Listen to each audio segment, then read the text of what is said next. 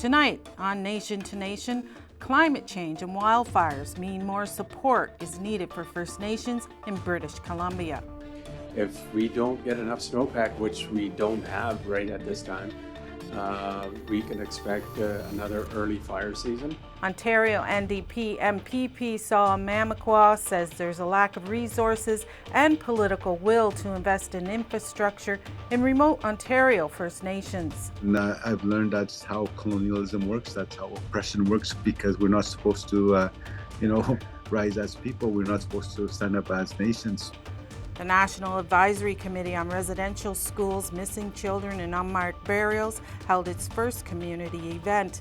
It's about sharing knowledge. What happens when you find potential unmarked graves? What are those next steps? What's possible? And so we have information being shared around all of those aspects of the search process. Ani, welcome to Nation. I'm Annette Francis. Over the past few years, the province of British Columbia has seen its share of extreme climate disasters. Flooding, drought, and wildfires have devastated First Nations across the province in recent years. Recently, the Federal Minister of Emergency Preparedness, Harjit Sajjan, warned that this year's wildfire season could be worse. Terry Chiji is the Assembly of First Nations Regional Chief for BC. He joins me now. Welcome, Chief. Thank you. How are First Nation communities and individuals dealing with the devastation left from last season's wildfires? Well, last year we certainly, as we've seen with this country, was the worst fire season in terms of the amount of area burned. And last year for British Columbia, that was similar here in terms of the amount of area burned. And also the fact that places like Squilax First Nation and Secwepemc territory lost many homes. West Bank First Nations lost homes as well. Amongst other First Nations, many First Nations very early on in the season, the fire season, had many evacuations over the year. This isn't anything different in the last 10 years or 20 years, where we've seen worse fire seasons than the next. And also further to that is the continuing drought conditions that we're experiencing right to this day over the last 5 years. And I think it's really indicative of the current crisis we're experiencing in terms of climate change. And certainly Minister Sajjan has it right. We should expect a very difficult season. And right now, there are approximately 90 fires, and we're in the middle of winter. These fires are what are known as zombie fires. They're just under the ground. But if we don't get enough snowpack, which we don't have right at this time, we can expect another early fire season. And many of our communities, 80 to 85% of our communities, are in remote areas of British Columbia that have many forested areas. Just 6 months ago, the AFN called for an immediate increase in support for communities and individuals affected by the wildfires. Did they receive that support? Well, we didn't see enough of that support. There was some, I suppose, resources put forward, but certainly not enough to deal with many of the issues that we're experiencing here in British Columbia. We have approximately 204 First Nations communities. Many of those, as I said, are in remote areas, and certainly a part of the issue with climate change and also dealing with emergencies is being prepared. And for one thing, it's being prepared for the fire season, but there's also the issue of flooding. There's also many seismic activities on the coast. And I think it's really important to be prepared, because every dollar we spend, and this is in the case of wildfires, every dollar we spend, we save $6 down the road. So it's a wise investment. We need more investment here in British Columbia, and I would say elsewhere in this country, to be prepared for emergencies such as fires and floods. How are First Nation communities preparing for the upcoming season? Well, sadly, there hasn't been enough resources to really be prepared. I mean, certainly there's not enough awareness out there. But I think the resources on Crown land needs to be put forward, especially around those First Nations communities that are forested, to really deal with the fuel load. One of the issues with these fires here in British Columbia, I would say elsewhere, is that they are Category 5 and 6 fires, meaning that you really can't do anything about it. You can't fight it. You simply have to get out of the way. And these category fires are more frequent. They're hotter. And part of the issue is that, first of all, there's an ongoing drought, and there's not enough moisture in the ground. And also, the infrequency of rain events and snow events really contributes to the issue of being prepared for these situations. But I think it's really important to have enough resources out there to deal with the issue of climate change, and also reduce the fuel load around First Nations communities so we don't get these Category 5 and 6 fires. What more is needed from the federal and provincial governments to help to be prepared? Well, I think here in British Columbia, we do have an organization, the First Nations Emergency Services Society. We also have our own First Nations that are taking care of emergencies within their respective traditional territories. I think overall, if we're really aligning the United Nations Declaration for the Rights of Indigenous Peoples as provincial and federal law, then it means that First Nations have an ability to govern themselves and also take over jurisdiction in terms of emergencies. And that being said, I think certainly more resources is needed, and also policy and law that would allow First Nations to take over jurisdiction over emergencies within their traditional territories. Have some of those communities that were affected last year, have they been able to rebuild? Well, some of them have, and these were First Nations communities that were affected years ago. Recently, the municipality of Lytton just started rebuilding. And if you recall, Lytton was burned down in 2021, 3 years ago. And also the First Nation is starting to rebuild. Many of these communities, this is a difficult part about, First Nations communities and being under the jurisdiction of the federal government, is that far too often when a home burns down, for whatever reason, it's very difficult to rebuild, to get the necessary resources. And now it's even more difficult because the resources needed to build a home is that much more. It's 25% more, if not more higher. The cost of supplies, the cost of labor to get to a remote community to rebuild is much more. And yet, there's not enough resources from the federal or provincial government to get these, rebuilds to happen. There has been some, but certainly could use a lot more resources for rebuilding of homes and also infrastructure. Okay. Miigwech, thank you, Chief. Thank you, Masicho. Coming up, we'll hear about the issues around mining and the threat of house fires in Northern Ontario First Nations. I'm Kathleen Martins, a reporter with APTN News. Homeless, houseless, shelterless people, they aren't hard to find in Winnipeg. They're on the sidewalks, in bus shelters, and down alleyways. They're living in tents and squatting in empty buildings. They're even sleeping in abandoned cars. But who are they? Hear their stories in my new 5-part podcast called Our Relatives. Listen on your favorite player. Ani, welcome back. Another fire happened recently in a remote First Nation. This time it destroyed the nursing station in the Cat Lake First Nation. Thankfully, no one was hurt, but according to the National Indigenous Fire Safety Council, people living in remote First Nations are 10 times more likely to die in a fire than anywhere else in Canada. Across Ontario's northern First Nation communities, those statistics are glaringly true. Ontario NDP MPP Saul Mamakwa has been calling for solutions like fire safety and prevention to help save lives. He joins me now. Welcome to Nation to Nation. Hi there. Thank you for having me. As mentioned, Cat Lake's nursing station was destroyed by fire. The chief has declared a state of emergency. What's the immediate need in that community right now? Certainly, I think it's since the fire destroyed the community nursing station, access to healthcare is so critical, especially if the nursing station and the nurses that are there are the first point of contact to access healthcare. So that's an emergency in itself.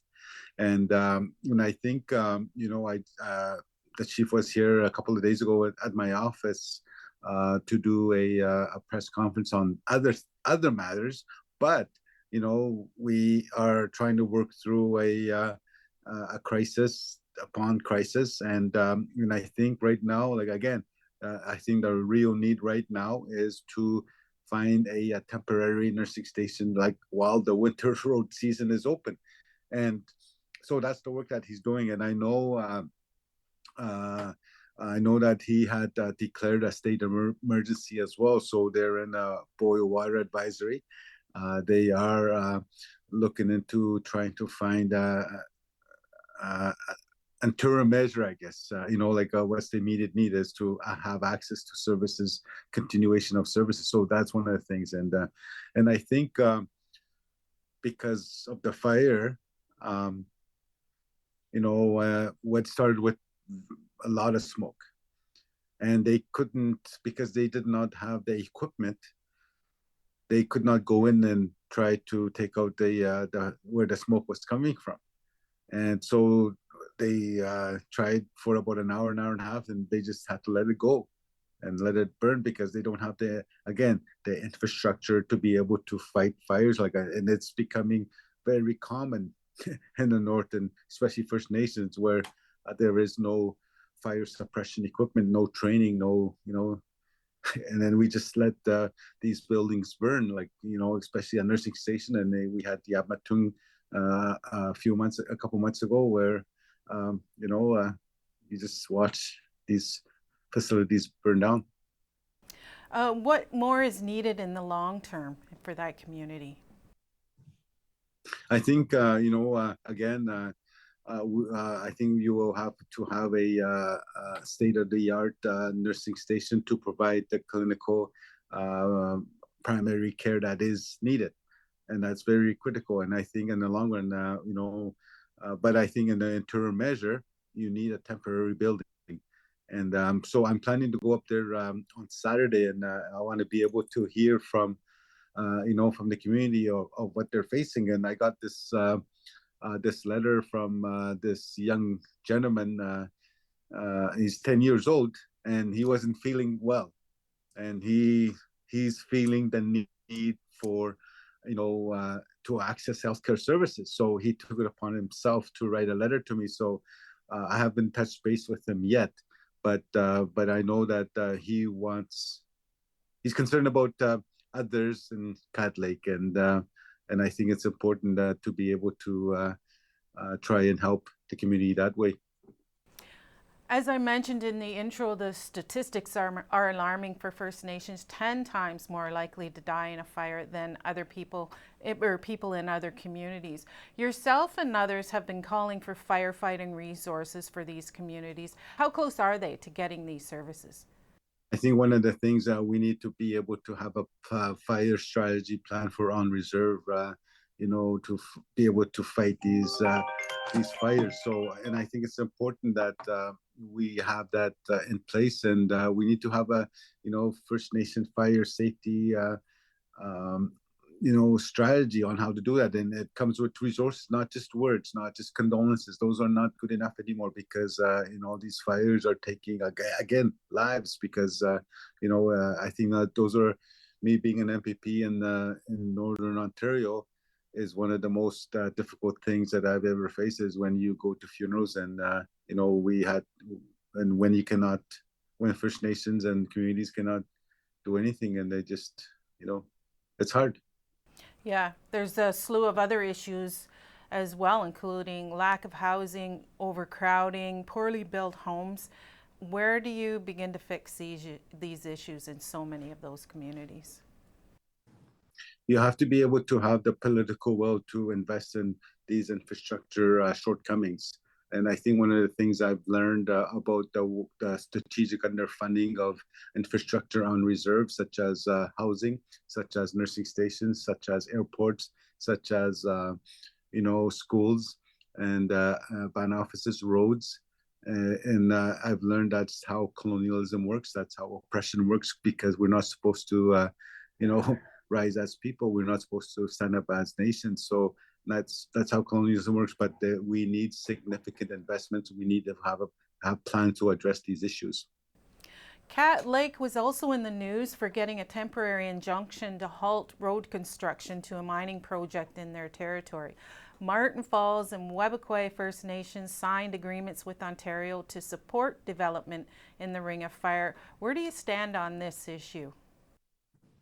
It's important to ensure that there's a process for where you have the free, prior, informed consent of First Nations. And I think when you don't follow those, you will get some resistance from First Nations. And I'm kind of sensing that, especially with this provincial government in Ontario, they continued that step of, to be colonial, to fast track and building mines. But that's not the way. We need to have a better process of not just leadership, but also the members that live in those homelands, those traditional territories, the homelands, and we need to be able to engage with those. And I think that those are important. But if they do not go that direction, it's the government's fault. It's not the industry's part. It's the government's. What do you say to the chiefs that do support that development? I think, certainly, I think it's important that, that you have there's proper resourcing of the mental health, programming, because, again, that there's such a historical trauma, intergenerational trauma that have, to be able to address the issues that we face as First Nations people. And especially with the North, like we deal with the Indian residential schools intergenerational trauma.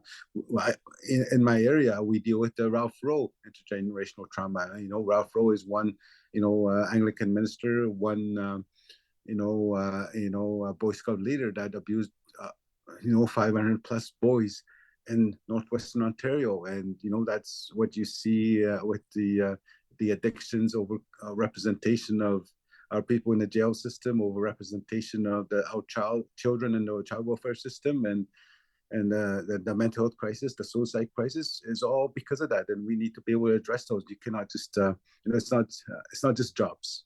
We need high schools. We need, homes. All right, Miigwech, thank you for taking the time.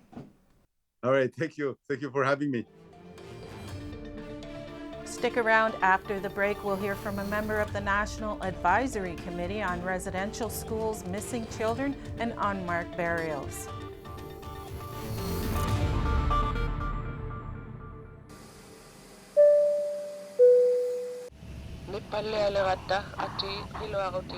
APTN presents a captivating journey into the heart of the North with our latest podcast, The Place That Thaws. Some areas that used to be safe are no longer safe.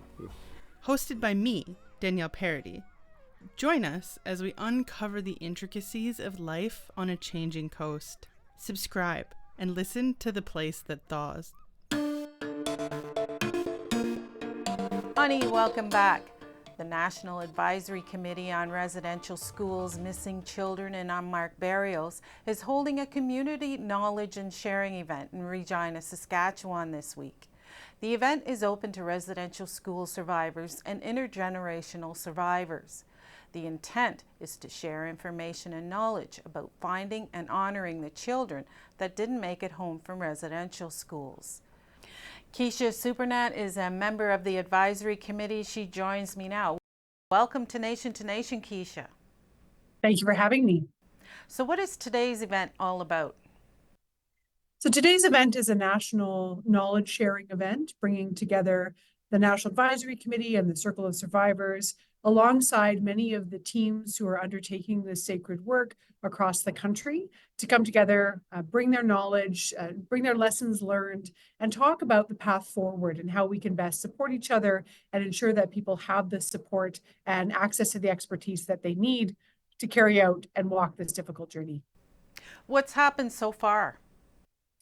So far, we started in ceremony with a welcoming feast where we had some opening prayers, a ceremony to honor the children, as well as some remarks from the Office of the Special Interlocutor on missing children and unmarked burials. And then we started our morning events on the Wednesday with a panel of survivors. It's really important in our work to listen and center survivors and their voices. And so that's how we began. And then there was some cultural programming and some workshops that were to follow. What sorts of information is being shared with survivors and families at these types of events? So these types of events are really focused on how to approach the search for the missing children. There are many aspects to this work. There has been a lot of focus on ground searches and ground penetrating radar, but there are many other types of information that can support communities, families, and survivors in the search. So here we want to share the different aspects of the process. So there's knowledge gathering. This includes gathering information from survivors and their statements and testimonies, as well as accessing archival documents, which are often accessed through the National Center for Truth and Reconciliation, but still exist in many other places as well. And then we're also talking about different approaches to the ground search.